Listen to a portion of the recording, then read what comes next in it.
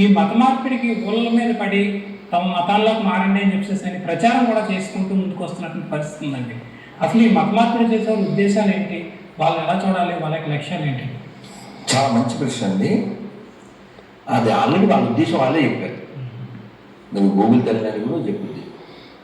వాళ్ళ ఉద్దేశం ఏంటంటే చాలా స్పష్టంగా ఈ దేశాన్ని మొక్కలు చేయడం, ఈ దేశాన్ని వాళ్ళ మతానికి పూర్తిగా అనుగుణంగా ఉండేటట్టు చేయడం, దానికోసం ఈ దేశ సంస్కృతి సాంప్రదాయాలని దేవాలయాలని అన్నింటినీ నాశనం చేయడం. అదే కాన్సెప్ట్తో వాళ్ళు పనిచేస్తున్నారు. వెదర్ క్రిస్టియన్స్ ఆర్ ముస్లిమ్స్ చాలా స్పష్టంగా చెప్పారు, మేము ఈ దేశాన్ని పచ్చ దేశంగా చేస్తాను ఒకరు, పెచ్చ దేశంగా చేస్తాను ఒకరు.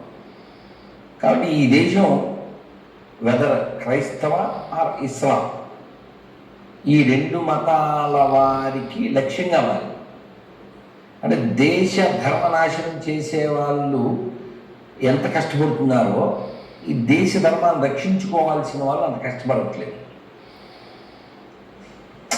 ఇప్పుడు మీరు అంటే కొన్ని ఛానల్స్, ఈ గొర్రెల ఛానల్స్ చూడవచ్చు. ఏవో పేర్లు పెట్టి ట్రూత్ అని ఏదేదో వాడు పెడుతూ ఉంటాడు. వాడి పేరు ఉండదు, వాడు క్వశ్చన్ అడిగితే ఆన్సర్ ఉండదు. వాడు రాముని క్వశ్చన్ చేస్తుంటాడు.